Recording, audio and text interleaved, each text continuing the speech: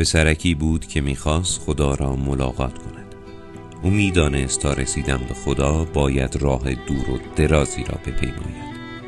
به همین دلیل چمدان را برداشت و درون آن را پر از ساندویچ و نوشابه کرد.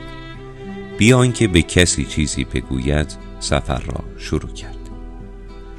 چند کوچه آن طرفتر به یک پارک رسید. پیرمردی را دید که در حال دانه دادن به پرندگان بود. پیش او رفت و روی نیمکت نشست. پیرمرد گرسنه به نظر می رسید. پسرکم احساس گرسنگی می کرد. پس چمدانش را باز کرد و یک ساندویچ و یک نوشابه به پیرمرد تعارف کرد. پیرمرد غذا را گرفت و لبخندی به کودک زد.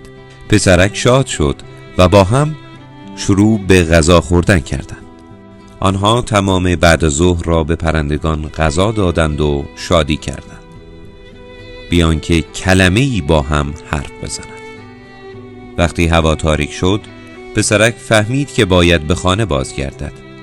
چند قدمی دور نشده بود که برگشت و خود را در آغوش پیرمرد انداخت. پیرمرد با محبت او را بوسید و لبخندی به او هدیه داد.